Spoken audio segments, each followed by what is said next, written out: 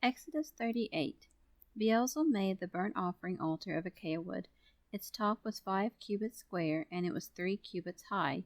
He made its horns on the 4 corners of it. The horns were of one piece with it, and he overlaid it with bronze.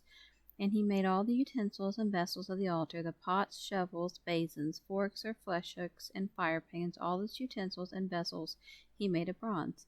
And he made for the altar a bronze grate of network under a sledge, extending halfway down it. He cast 4 rings for the 4 corners of the bronze grating to be places for the poles with which to carry it. And he made the poles of acacia wood, and overlaid them with bronze. And he put the poles through the rings on the altar's side with which to carry it. He made it hollow with planks. He made the laver and its base of bronze from the mirrors of the women who ministered at the door of the tent of meeting. And he made the court. For the south side the hangings of the court were fine twined linen, 100 cubits. Their pillars and their bronze sockets or bases were 20.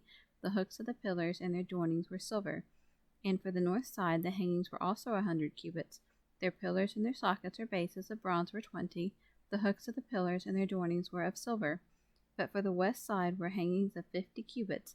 Their pillars and their sockets or bases were 10.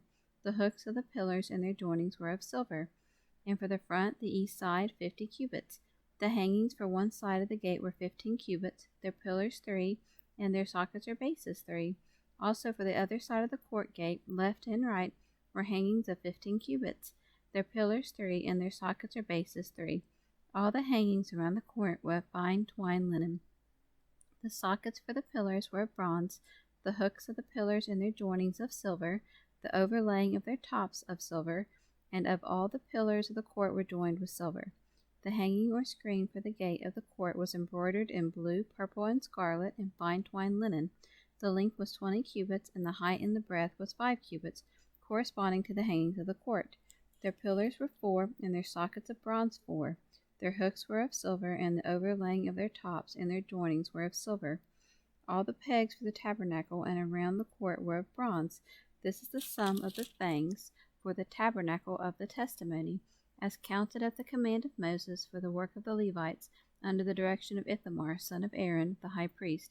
Beelzebul, son of Uri, the son of Hur, of the tribe of Judah, made all that the Lord commanded Moses.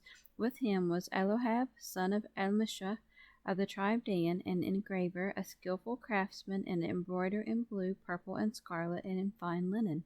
All the gold that was used for the work in all the building and furnishing of the sanctuary, the gold from the offering, was 29 talents and 730 shekels by the shekel of the sanctuary. And the silver from those numbered of the congregation was 100 talents and 1,775 shekels by sanctuary standards. A bekah for each man, that is, half a shekel, by the sanctuary shekel, for everyone who was counted from 20 years old and upward, for 603,550 men. The 100 talents of silver were for casting the sockets or bases of the sanctuary and of the veil. 100 sockets for the 100 talents, a talent for a socket. Of the 1,775 shekels, he made hooks for the pillars and overlaid their tops, and made joinings for them. The bronze of the offering was 70 talents and 2,400 shekels.